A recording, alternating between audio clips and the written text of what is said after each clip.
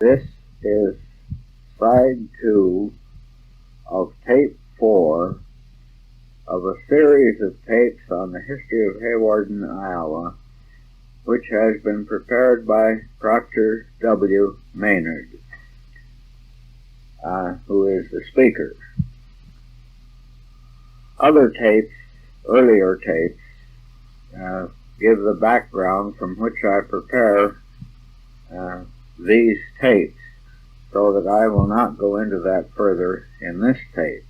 I believe that this might be a good point to summarize some of the practices which have since disappeared, which then existed during my boyhood in the various grocery and general purpose stores of Hawarden.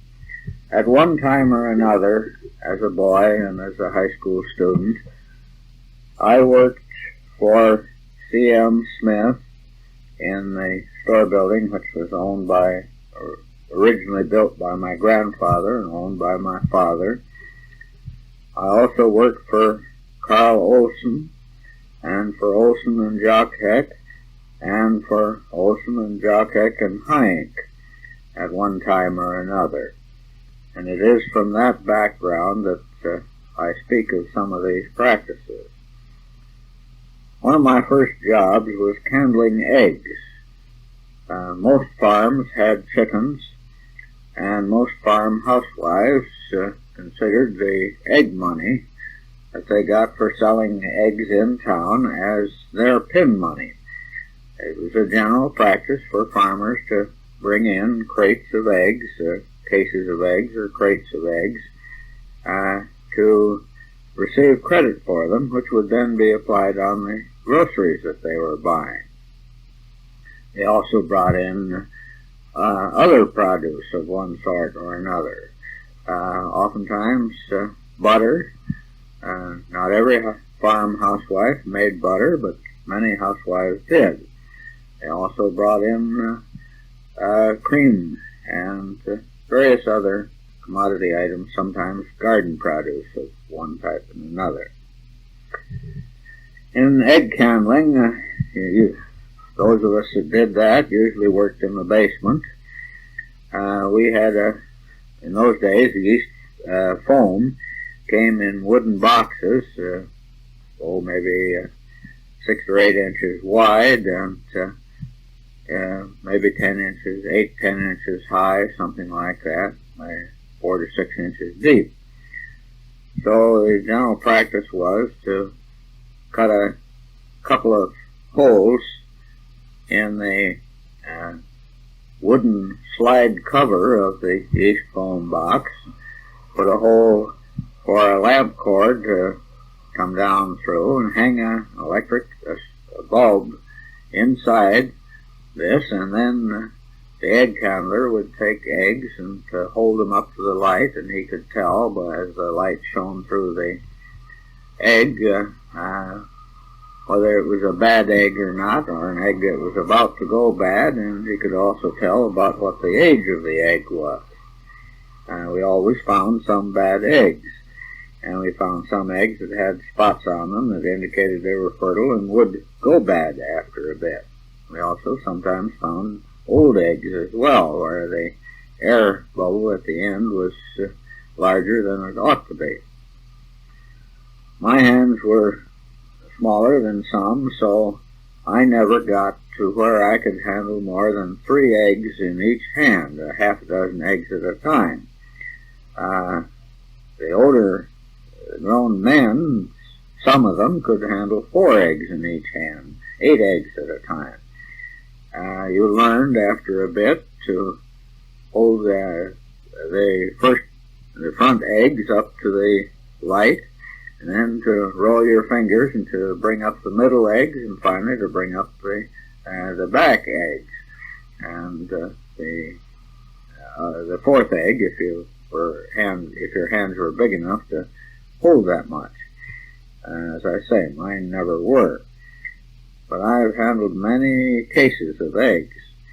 The produce dealers bought, usually from Sioux City, bought these eggs And if you didn't do your job right, from time to time, you would get a complaint from the store owner that when the produce dealer recandled the eggs, this was required by state law, they found that there were some bad eggs there, because you evidently weren't alert enough at the time. That happened to me a few times, but not very often.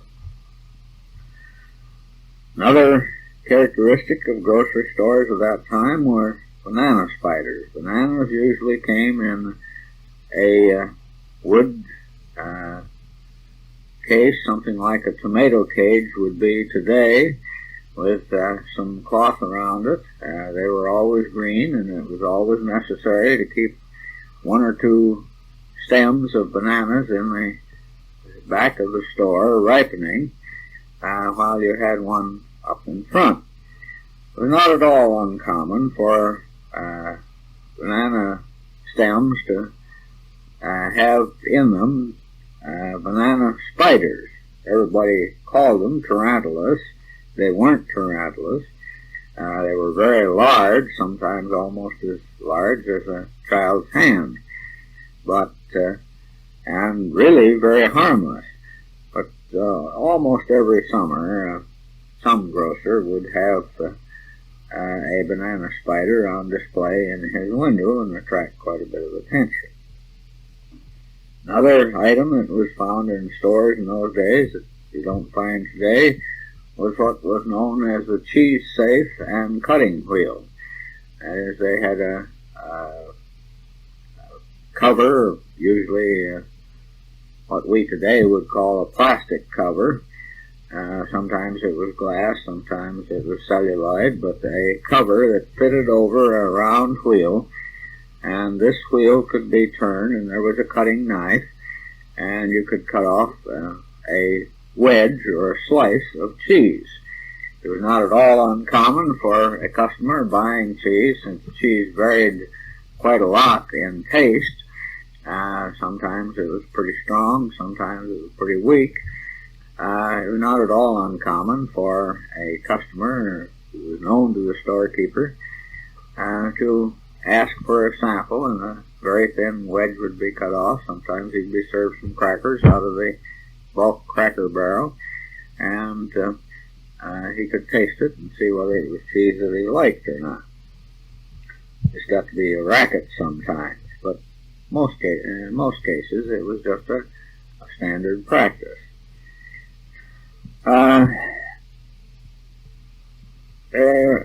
Clerks who worked in grocery stores, especially we grade school and high school students, upper grade and high school students, had to learn, all clerks had to learn the preferences of the good customers of each of the grocery stores. Mrs. So-and-so, when she asked for half a dozen bananas were not sold by the pound, they were always sold by the count. She wanted large bananas. She didn't want any small ones. She wanted ripe bananas. She didn't want any green ones, or whatever it might be. Some housewives would prefer medium-sized ones. Sometimes these preferences held for oranges. More and more oranges were sold by size rather than just straight count, but oftentimes they were sold by count in various stores. They weren't sold by the pound. Butter was a matter of customer preference, very strong customer preference. Some housewives would absolutely insist that they did want Mrs. So-and-so's butter, some farm housewife, that they liked the taste of her butter, they liked the way she made her butter, they liked the way she worked the whey and buttermilk out of it, and so you must always send out to Mrs. So-and-so the butter that a particular farm housewife had brought in. This sometimes held for eggs as well. Butter tasting for the purpose of buying the butter that farm housewives brought in, and for the purpose of meeting customer preferences in selling it, was something of an art. And usually in most grocery stores there was only one person that was allowed to have that responsibility. In fact, there were usually two signs if you were a young student, high school student, as I was, working in grocery stores. There were usually two indications that you were beginning to get the proprietor's confidence and he liked your work. One of them was if he did allow you to taste butter and determine the price of it. Butter was varied in price from a general pattern of price, according to how the taster felt that it should be priced. Some butter carried a premium, some butter carried a discount, and there was quite an art to knowing how to price the butter. The other indication that you were getting into the proprietor's confidence was when he told you his cost code, because all of the cans and all of the articles that were sold all were marked with a cost code figure and the selling price. Cost code was supposed to be a deep, dark mystery. Most of the codes were so simple that anybody with a little imagination could figure them out, yet each proprietor very jealously guarded his cost code. And apparently, although I never did know for sure, apparently there was quite a little differentiating of cost to various storekeepers by the salesmen who came around. That is, one store might get a little better price on it, price shaded a few cents as compared with another one. And so there was some reason for keeping the cost code secret. Another item that was always found in the grocery store was a coffee grinder with two big wheels on it. It sat on the counter and usually was operated by hand. Some of them were electrical, but most of them were operated by hand. They always had a pleasant smell about them, and of course made quite a lot of noise, but most coffee was sold in bean form and then ground to the customer's preference. And they could be adjusted as to what fineness of grind they would get. Some wanted a coarser grind, some wanted a finer grind. Many of the general purpose stores that carried both clothing and yard goods carried both clothing and yard goods and groceries, as did C.M. Smith and J.O. Lind and Heinz. Carl Olson and Olson and Jockheck were never general purpose stores. They were strictly grocery and bakery stores. But the general purpose stores all had ladders that would enable them to reach shelving that was up near the ceiling of the store. The ceiling was usually a sheet iron ceiling or sheet tin ceiling with an embossed design on it, and the shelves usually went clear pretty close to the top of it. So a ladder that could be moved along on a track from one end of the shelving to the other, and it would enable you to get to the top, was a necessity. Oftentimes, too, especially on the grocery side, you needed a long pair of tongs. Sometimes these tongs were 5 or 6 feet, perhaps even longer. They had a clamping device on the end of them so that you could reach up, and some of the breakfast foods and packages of that sort, packaged items like that, would be put pretty high on the shelving. You had to have these tongs in order to get up and get them. Usually on the grocery side, they did not have the sliding ladders as they did on the dry goods side. One characteristic of those days was the fact that the kitchen matches, which were usually sold down, stored down below the counter level, down near the cooler floor.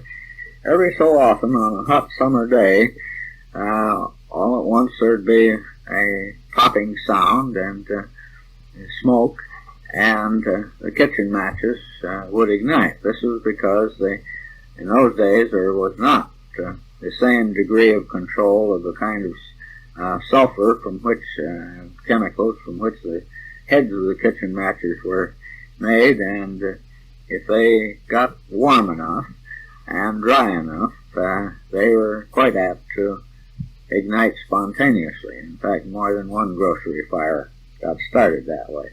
Usually there was always somebody around, and so what you did was just get the matches out of the shelf as quickly as possible with whatever was handy, and get a pail of water and throw on them and discard them, of course. Another thing that was pretty apt to happen on a hot summer day is all at once you'd hear a hissing sound, and you knew right away that you needed to look at the cans of canned strawberries or canned cherries or items just like this, because almost certainly one of those cans had developed a pinhole leak, and the juice from the can was getting all over everything else. So what you had to do was to find the can with a pinhole leak and get it out of there, and then clean up the mess as far as the rest of it was concerned. Many commodities came in bulk, and oftentimes were sold out of the bulk sack or barrel in which they came.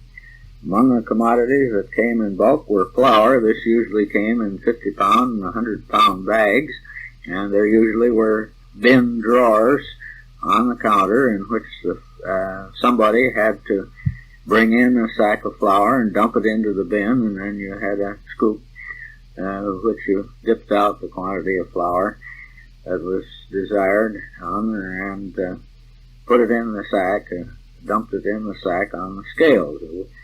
One of the standard jobs when customers weren't keeping the clerks very busy was sacking 2-pound or 5-pound sacks of flour. Same thing was done with sugar. Sugar usually came in 100-pound sacks and went into a bin and then had to be resacked on customer demand, or oftentimes quantity of them would be made up, say on Thursday, for the Friday night and Saturday night farm business. Crackers, in the earlier part of my boyhood, came in barrels. They began to disappear toward the end of that time. Vinegar usually came in bulk, and people brought their own jugs in, and you filled the vinegar jug. There usually was a big wooden barrel down in the basement with a bung on it, and or sometimes it was in the back part of the store, and you filled the jug with vinegar. Kerosene was a commodity that was sold in most grocery stores for lamps and for stoves and things of that kind. And again, you had to empty out of the kerosene barrel into the cans that they brought.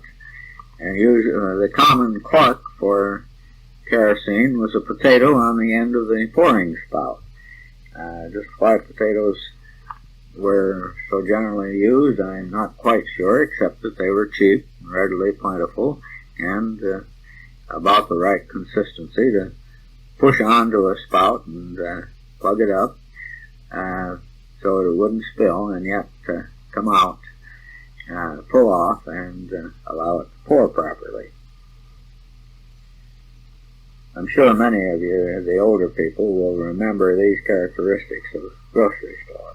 One aspect of Hawarden in my boyhood that my brother and I have commented about several times is the fact that we grew up in what was essentially a dry town. There may have been saloons during my real small boyhood. I seem to remember a saloon where the city hall is now located, although I do not remember very much about the activity of that place as a saloon. I don't know just when Hawarden became a dry town, but by the time I was aware of such things and aware that Hawarden didn't have any saloons, Hawarden had become a quite dry place. There was bootlegging, of course, after Prohibition was enacted, and there were evidences of it. There was the tragic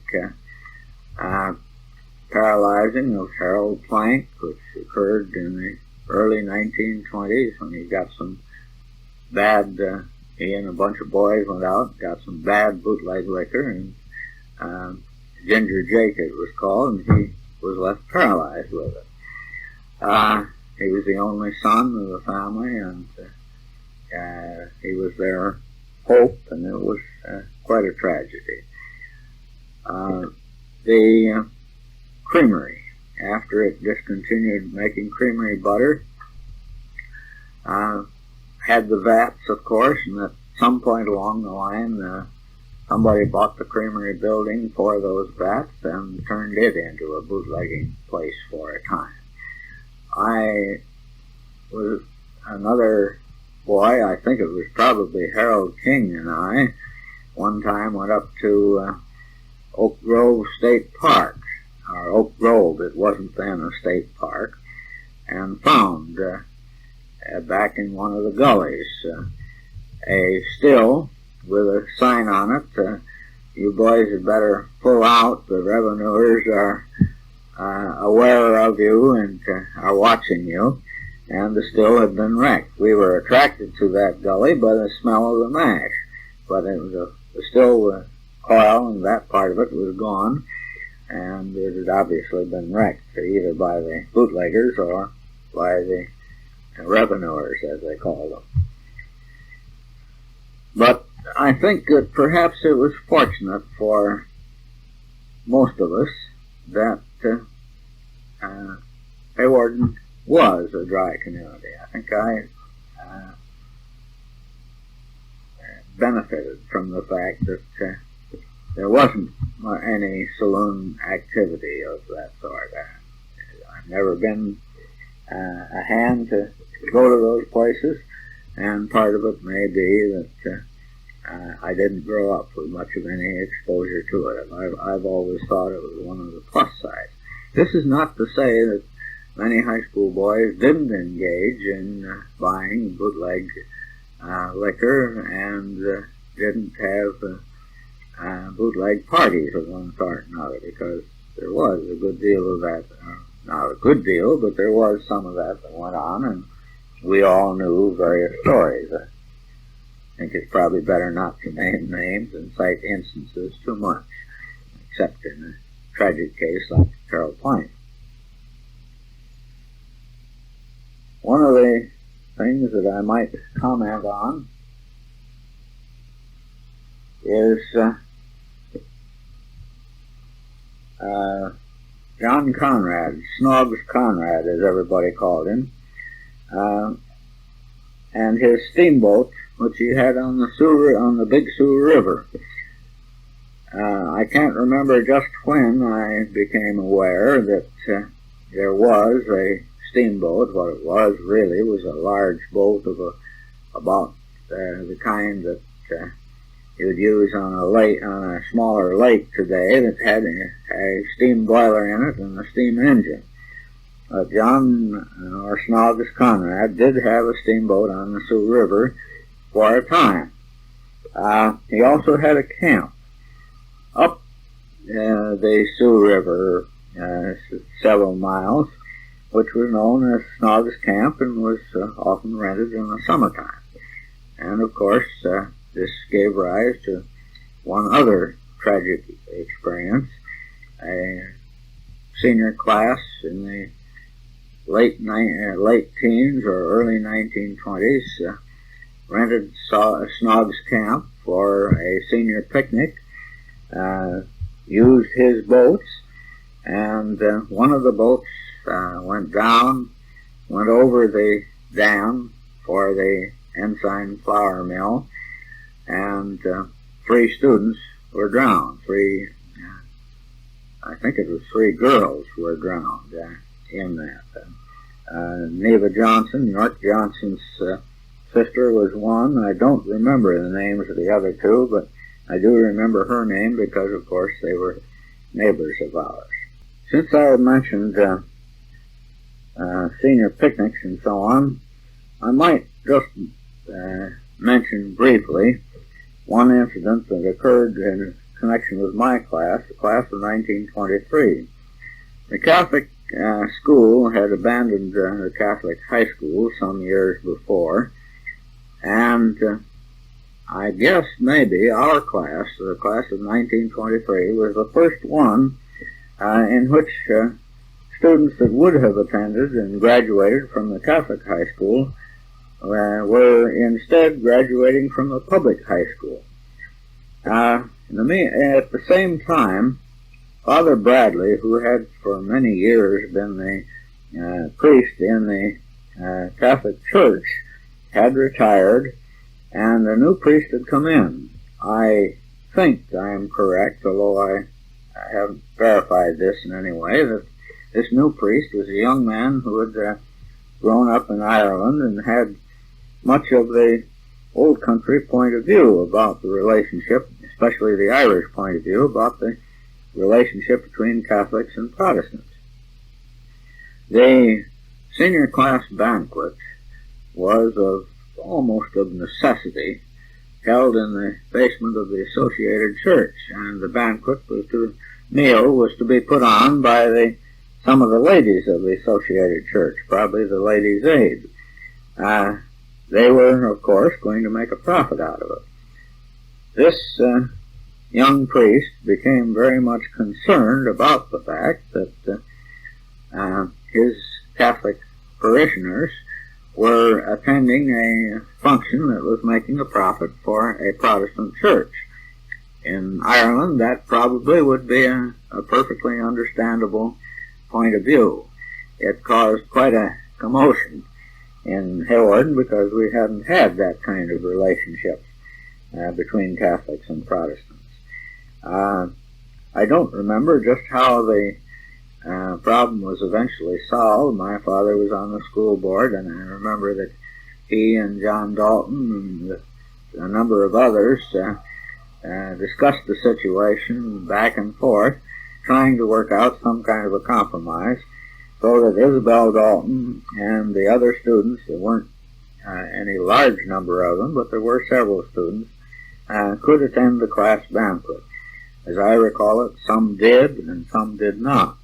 But a serious effort was made at achieving a compromise on it. In some ways, my principal recollections of the period of the 1920s center around a whole succession of agricultural disasters. We had very few good years in the period from about 1920 to about 1935 or 1936. Instead, there was a succession of years in which there were poor farm prices, sometimes ridiculously low farm prices, no matter whether the crops were good or bad, periods of drought, periods of hail, infestations of armyworms from time to time, infestations of grasshoppers from time to time, dust storms. A period is a period of just, for many farmers at least, for just one calamity after another in the period from the 1920s on, so that many farms were unable to weather the whole storm. Many farm owners were unable to weather it. I think I remember the statement being made sometime in the late 1930s, perhaps by Merle Stone, that 80% of the farms in Sioux County, Iowa, had changed hands by mortgage foreclosure or a forced sale to avoid a mortgage foreclosure. I won't vouch for that percentage because I'm not sure just what the origin of that figure was, or just how I came to have heard it or to have read it. But I suspect that it's not very far from the truth of the matter, particularly in western Sioux County, in the area in which I grew up, in an area around Hawarden. Eastern Sioux County is more level, and perhaps conditions were somewhat better in that part of the county. At any rate, it was a period of great difficulty in farming. My father's father, P.E. Maynard, died just shortly before World War I. He left quite a lot of property. There was, as a result, considerable estate tax, but he left very little cash. And the result was that my father found it very difficult to get the estate properly probated. I think he learned surveying in order to cut the cost of probating, and learned a good deal about probating because it had to be done in 3 different states, Iowa and South Dakota and Colorado. And I expect this was rather typical. My father had to buy buildings. Most of the land that my grandfather had acquired was unimproved land. He had to put sets of buildings on the farms during the wartime period when the costs were extremely high, and the result was that when the 1920s came along, the cash flow was just not adequate to take care of everything. For some years, it just so happened that the wheat land in Colorado seemed to balance out pretty well with poor conditions in the Iowa area, so that if you got poor income in Iowa, you got better income in Colorado, or vice versa. But this wasn't always the case, and especially in the early 1930s. And I expect this was just rather typical of the plight of many of the farmers of that period who had gotten started during the war and then found themselves unable to make a go of it when the hard times of the 1920s came along. I was in college at the time, working most of my way through school. I was on a debate team that came up to Vermilion, which is my birthplace, in 1926, I believe it was. We were shown, we were to debate the University of South Dakota debate team. We were taken to the Vermilion Hotel. I don't remember the name of the hotel. The maid took us up to the rooms that we were to have and lifted up the pillows or patted the pillows, and you could see a yellow cloud of dust on the sheets around them. She apologized, said, "We changed these sheets this morning, but we just can't keep the sheets clean. We'll change them again before you come back to go to bed tonight, but we can't guarantee that by morning there won't be dust all over the sheets," because they were having a lot of dust storms at that time. And this was just typical of the problems that presented themselves during the 1920s. It was a period of a series of disasters for many of the farmers, particularly those that had to get their properties into production under the high-priced conditions of World War I. One incident of this period will serve to emphasize the kind of conditions that prevailed, especially in the 1930s. I remember coming back home to visit my family, and as I often did, I went down to the Independence to say hello to Merle Stone and visit with him for a bit. I found that the back end of his printing shop had a lot of egg crates and chicken crates and cream cans in it. And I started kidding him a little bit about being in competition with some of his best advertisers, the produce dealers. My brother worked for one of the produce men during that period of time, and I asked him why he was cutting the throat of his advertisers. His answer to me was, well, you teach economics, you ought to know why I'm doing this, that these farmers want my paper. They want to use the advertising of my paper. They're honest people. They haven't any cash to pay for my paper now, so they've got to cut out the paper, or they've got to pay me with what they do have. They have lots of produce, and they want to pay their bills and keep the paper going.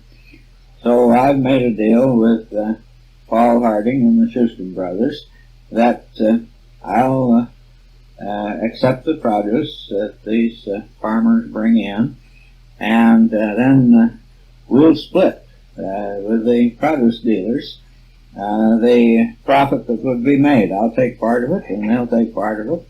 I'll get money enough to pay for my paper and my ink and my employees, and they'll make a small profit out of it too, and we both can keep going that way. And this was rather typical of the way things were carried out in many instances during the difficult times of the 1930s. One characteristic of this period of the 1920s was the post-World War I Dutch immigration to Sioux County, because there were already many Dutch that had come in an earlier time. I ran into these Dutch immigrants. Most of them became hired hands on the farms and very quickly became renters themselves, and of course many of them eventually bought farms and turned into very successful farmers, because the Dutch in the old country were good farmers, and they always made good farmers here. I remember working in Olson and Jockheck's grocery store that I had one Dutch farm woman who came in every Friday night or Saturday night, I'm not sure which it was, one of those two nights. And there was a large family, and so she always had what was for those days a very big grocery order, but she spoke practically no English. The other clerks in the store didn't like to wait on her because it was so difficult to understand her. I was a senior in high school, and so although I knew no Dutch, I had Latin and French in high school, and I could recognize enough of a good many of the words to guess fairly well at what she was trying to say. And so we developed a kind of a game that she would tell me what she wanted in Dutch, and I'd try to guess what it was, and if I succeeded, fine. If I didn't, she'd go along the shelves until she saw a can or something that had a picture on it that was what she wanted, and she'd say it in Dutch, I'd say it in English, and she'd repeat it back and forth that way. And of course she was learning English, and so it got so that she wouldn't let anybody else wait on her except me, because I would take the time and trouble to try to teach her some English. I remember when I came back from college at Christmas time and went to work in the store, I was quite chagrined, even hurt, because she no longer wanted me to wait on her. I today recognize that she'd gotten along well enough in English so that she didn't need that crutch anymore, and I hadn't been available, and so she, perhaps as much as a matter of pride as anything else, no longer wanted to continue that way. But they made fine citizens, and very quickly adjusted to the community, and learned English very diligently. I remember Barton Schoeneman and I went out one time hunting on one of Mr. Schoeneman's farms, where he had a Dutch family, a Dutch farmer as a tenant, and this farmer's young nephew had come over, and the nephew talked in Dutch and misused some words, and the farmer explained to him the words, what the English meaning of the words that he had used was, we were going hunting, and so the words that were misused involved that. And of course the young Dutchman was very much embarrassed, but he learned some English out of it. And we found it kind of an amusing experience, although I felt a little sorry for the young fellow because he was terribly embarrassed at what he had said in English, not knowing just what the connotation of the English word was. This completes side 2 of tape 4 of the series of tapes which has been prepared by Proctor W. Maynard. There are a few additional topics that will be presented on a shorter tape, which will be tape 5.